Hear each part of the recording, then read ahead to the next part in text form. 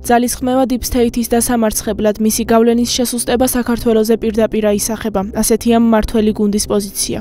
ჩვენ ბევრჯერ გვითხოვს და კიდევ ერთხელ გავიმეორებ, რა თქმა უნდა, ჩვენ გვაღელვებს ჩვენი ქვეყანა, იმიტომ რომ საქართველოსთან მიმართებით ჩვენ ბოლო თვეების, ბოლო წლების განმავლობაში ვისმენდით ძალიან არასწორ განცხადებებს, რომლებიც დაფუძნებული იყო ტყუილზე, სიცრუეზე, გაჯერებული იყო შანტაჟით, მუქარებით და ეს ყველაფერი ცხადი იყო. ამ ყველაფერს უკან ვიცით, ვინ დგას, რა ძალები დგას, ეს ქვეყნის შიგნით არსებული რადიკალები უბრალოდ ახმოვანებენ მათ ზრახვებს და სურვილებს და მთავარი მიზეზი და მიზანი რა იყო ამ ყველაფრის, რომ ჩვენი ქვეყანა გამოყენებული ყოფილიყო თავიანთი ინტერესების გასატარებლად. საერთოდ არ აინტერესებს საქართველოს ბედი, საქართველოს ხვალინდელი დღე, მათ აქვს თავიანთი ხედვები, თავიანთი ინტერესები და უნდათ ამ ყველაფრის განხორციელება, როგორც ეს სხვა ქვეყანასთან მიმართებაში გააკეთეს.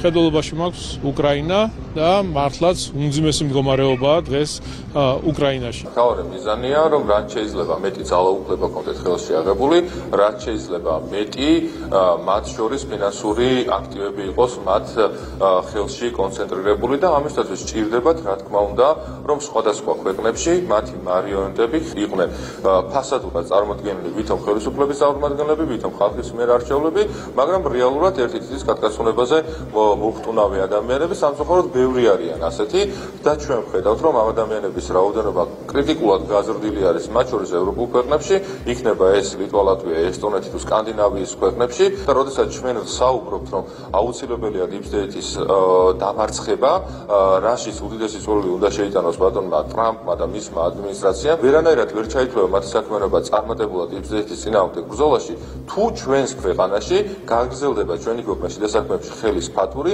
მათ შორის რევოლუციის მოწყობის და თან სისხლიანი რევოლუციის მოწყობის მცდელობები. ერთგვარი ტესტი სწორედ ითქვა, როცა ითქვა ქართული ოცნების მხრიდან, რომ იქნება საქართველო.